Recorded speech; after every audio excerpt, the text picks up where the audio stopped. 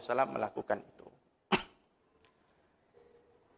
Bahkan dalam hadis Ummu Hani, hadis 31 dari Muhammad bin Bashar, dari Abdurrahman bin Mahdi, dari Ibrahim bin Nafi', dari Ibni Abi Najih, dari Mujahid, dari Ummu Hani, sepupu Rasulullah yang perempuan. Ya, Ummu Hani pernah berkata, "Ra'aitu Rasulullah sallallahu alaihi wasallam dha dhafair arba'."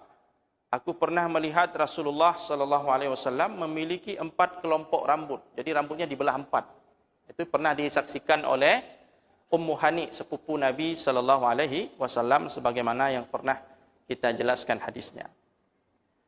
Maka di sini ada sedikit penjelasan terkait masalah ini sebelum diakhiri bab ini.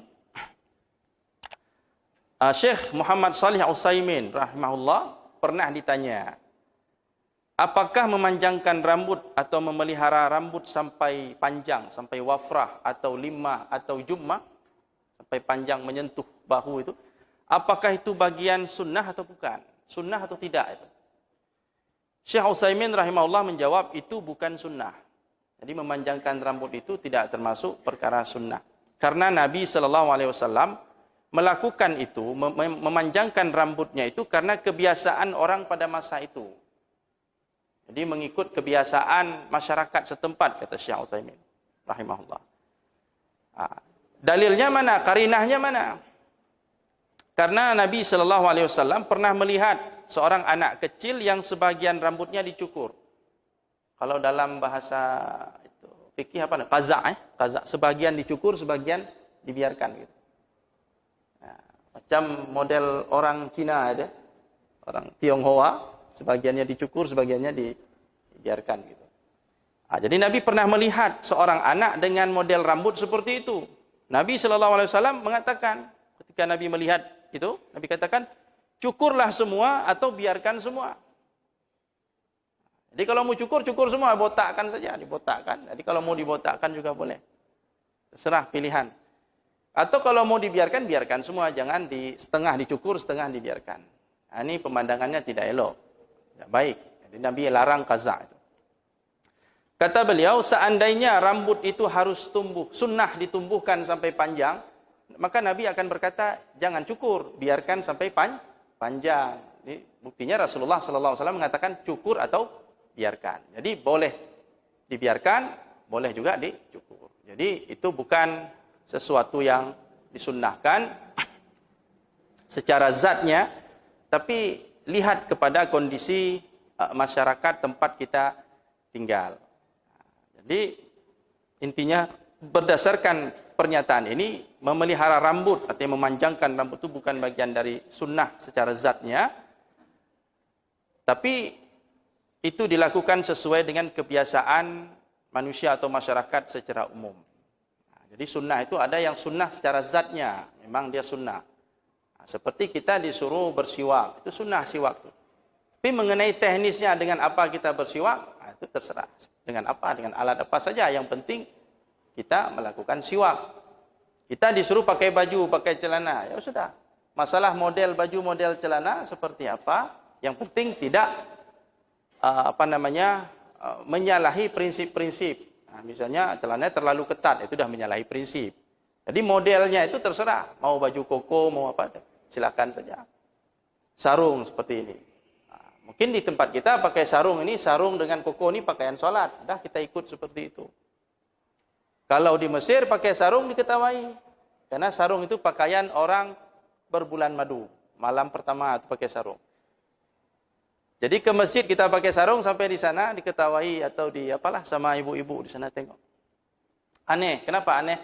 Karena itu pakaian pengantin. Pakaian pengantin malam pertama gitu. Kira-kira seperti itu. Kita pakaian sholat. Nah, jadi kita sesuaikan sampai sana ya pakai gamis, biar tidak nampak aneh. Ya, seperti itu. Jadi pakaian demikian kata Syekh Abdul Razak di sini beliau jelaskan, pakaian pun demikian, jika pakaian tersebut hukumnya tidak haram. Yang penting kan ada prinsip-prinsip tadi, misalnya pakaian jangan terbuat dari sutra, itu sudah haram. Selama tidak ada yang terlarang di situ, tidak ada unsur-unsur yang terlarang, maka mengenai modelnya seperti apa itu diserahkan kepada kebiasaan masyarakat itu. Termasuk juga kebiasaan memanjang rambut. Bahkan kalau kita lihat para ulama-ulama sekarang dimanapun, di Mesir, apakah di Saudi Arabia dan sebagainya, ulama-ulama besar itu yang sudah kita lihat itu tidak ada yang panjangkan rambutnya seperti kita ini, atau dipendekkan, dirapikan, itu saja.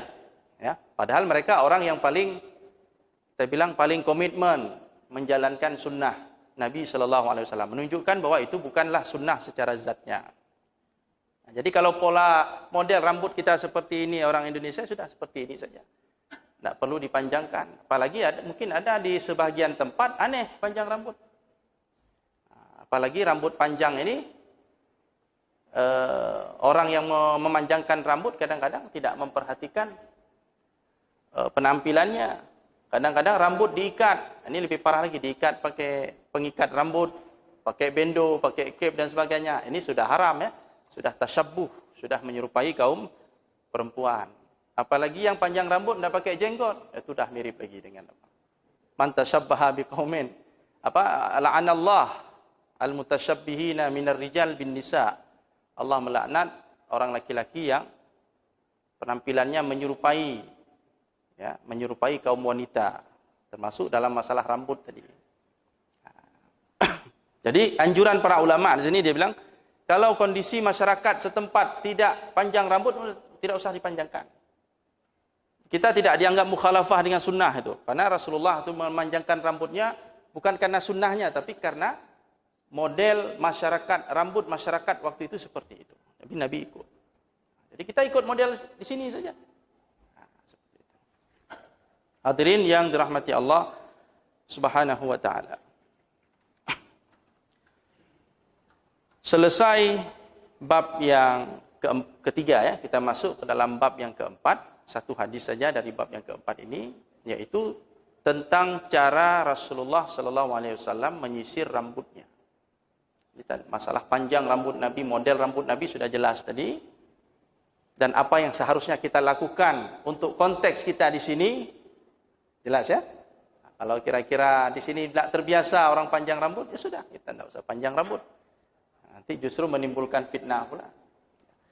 Baik, selanjutnya bagaimana cara Nabi Sallallahu Alaihi Wasallam merawat rambutnya. Jadi rambut itu anugerah Allah, karunia Allah, dirawat, disyukuri.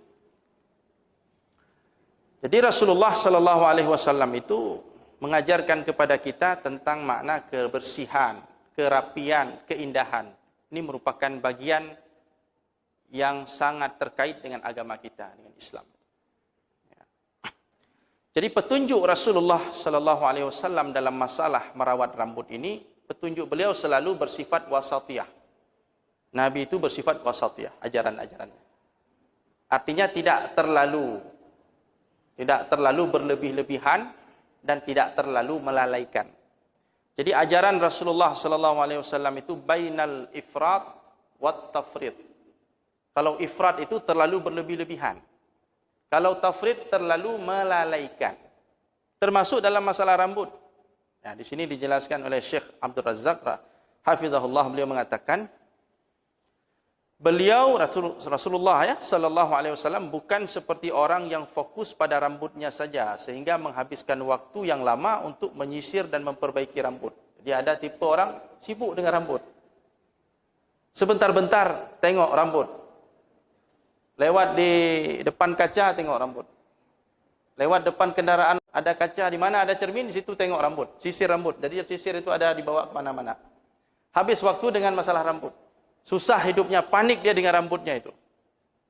Ini bukanlah petunjuk Nabi seperti itu. Nabi tidak seperti itu, menghabiskan waktu hanya untuk masalah rambut.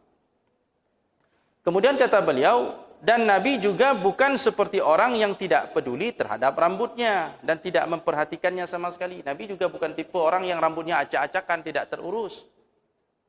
Nabi urus rambutnya itu, Nabi sisir, Nabi taruh minyak dan sebagainya.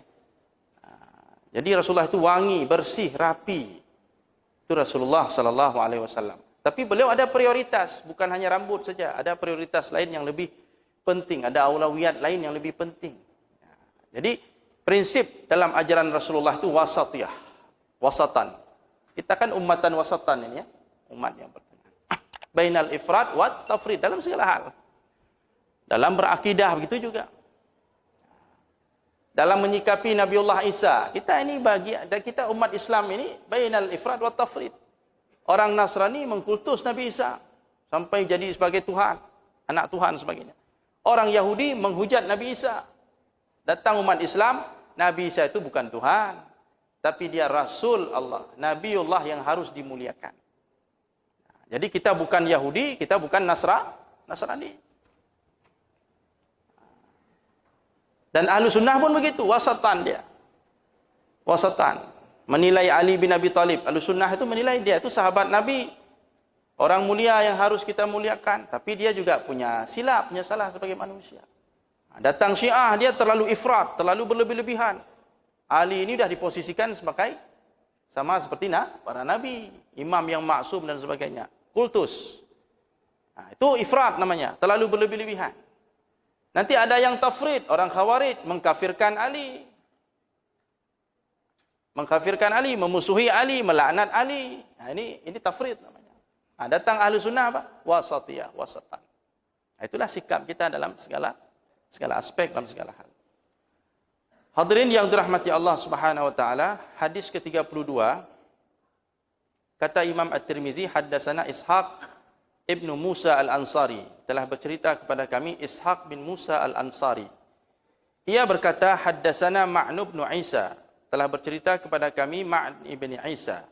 Qala, ia berkata, haddatsana Malik bin Anas, telah bercerita kepada kami Malik bin Anas. Malik bin Anas ni Imam Malik, ya. Imam Malik rahimahullah, gurunya Imam Asy-Syafi'i, ya. An Hisham ibni Urwah, dari Hisham ibnu Urwah. An abihi, dari ayahnya, berarti dari Urwah. An Aisyah, berarti Urwah meriwayatkan dari Aisyah. Urwah ini keponakan Aisyah radhiyallahu anha. Urwah ini anak Zubair. Zubair menikah dengan Asma. Asma ini putri Abu Bakar. Aisyah pun putri Abu Bakar. Berarti Urwah panggil Aisyah bibi, makcik. Jadi dia meriwayatkan dari makciknya, dari Aisyah radhiyallahu anha. Qalat, Aisyah berkata, kuntu urajjilu ra'sa Rasulillah sallallahu alaihi wasallam wa ana haid. Aku dulu, kata Aisyah, dia bercerita tentang kehidupannya bersama Nabi sallallahu alaihi wasallam. Kuntu urajjil, aku dulu pernah menyisir rambut Rasulullah sallallahu alaihi wasallam. Jadi Nabi rambutnya disisir oleh istrinya.